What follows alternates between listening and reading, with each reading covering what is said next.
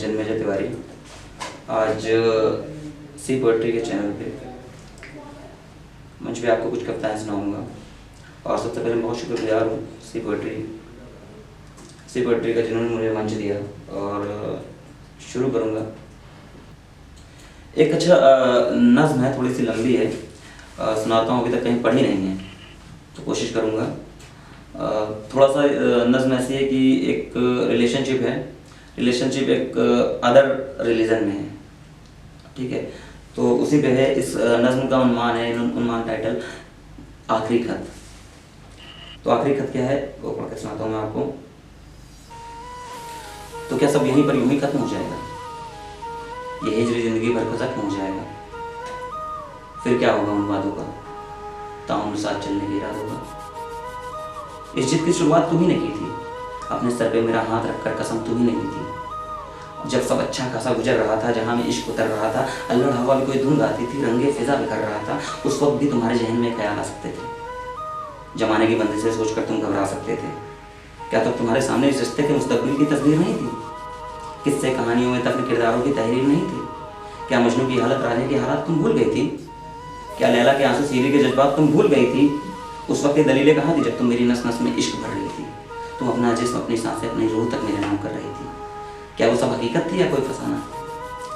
क्या वो सब हकीकत थी या कोई छलावा, या फिर किसी झूठी सी मोहब्बत का झूठा दावा? अगर हमारी मंजिलें सिर्फ तुम्हें तय करनी थी तो फिर तब क्यों तुम्हें अपने छोटी छोटी बातों पर मेरे मशवरों की जरूरत थी? तुम्हारे सूट के डिजाइन से लेकर तुम्हारे माथे के बिंदी के रंगों और कुछ कपड़े जिनका जिक्र ना ही करूं तो बेहतर है। क्यों तुम्हें सब में मेरे मशवरों की जरूरत थी? चलो मान लिया यही अंजाम होना था, सब कुछ हासिल करके हमें कंगाल होना था, पर तुम तब भी ये बढ़ते हुए कदम रोक सकती थी। करीब आता देख दिलों को टोक सकती थी।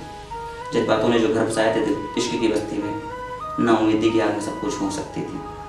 मगर उस वक्त तुमने मुझे मोहब्बत की चादर ओढ़े मोहब्बत का एहसास मगर उस वक्त तुमने मुझे वफा की चादर ओढ़े मोहब्बत का एहसास कराया। मेरी नज़रों को नफरतों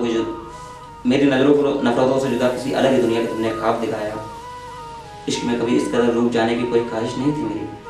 ये तो बस तुम थी जिसने मुझे मोहब्बत के जहाँ के सारे रंगों से रूबरू कराया। मुझे उल्फत की मखमली बारिश में हर रोज़ भिगाया। मैं सिर्फ मेरा था और बस मेरा ही होता, पर खुद से ज़्यादा किसी का होना और इश्क में अपना सब कुछ होना ये तुमने सिखाया। फिर आज एक बेतुकी सी वजह बताकर तुम कैसे जा सकती हो? अपने हौसले से जो तामीर की थी इमारत, उसे कैसे गिरा सकती हो? तुम तो कहती थी प्यार मोहब्बत इश्क जहाँ में सबसे ऊपर। फिर आज तुम खुद की तकदीरों को कैसे जुटला सकती हो? जिंदगी भर साथ जीने के मरने की कश्मों को कैसे बुला सकती हो? खैर जाना था चली जाती, मगर इस फुरकत की वजह कुछ और बताती। अपनी बेवफाइयों को छुपाने का जरिया मेरा मजहब न बनाती। मैं कैसे मान लूँ हमारा मजहब हमारी मोहब्बत के रास्ते का रोड़ा है? अरे मजहब ने तो बस दिलों को हमेशा जोड़ा है। पर फिर भी ये मान लिया जाए, झूठ को सच जान लिया जाए, तो फिर तब क्यों इन सब बातों को तकियानूसी बताकर मुझको इश्क का पाठ पढ़ाया? सब कुछ जानकर फिर भी तुमने क्यों अब तक मेरा साथ निभाया? ये ऊंच नीच, जात पात, हिंदू मुस्लिम, इन सब दुश्वारियों से कहीं ऊपर थे हम। जमाना जिनकी मिसालें देता था वो कोई और नहीं, हम थे हम। फिर आज अचानक हमारा मजहब हमारे इश्क का दुश्मन कैसे हो सकता था? जबकि मेरे साथ रमजान में रोजे तुमने भी रखे थे और मैंने भी नवरात्रों के बाद ही कबाब चखे थे। कभी तुमने हमारे रिश्ते की सलामती के खातिर मज़ारों में मन्नत का धागा बांधा, तो कभी मैंने भी शहर के मशहूर मंदिर जाकर भोलेनाथ से तुम्हें को मांगा। तुम भूल गई शायद हमने तो बस इश्क को अपना मजहब माना था।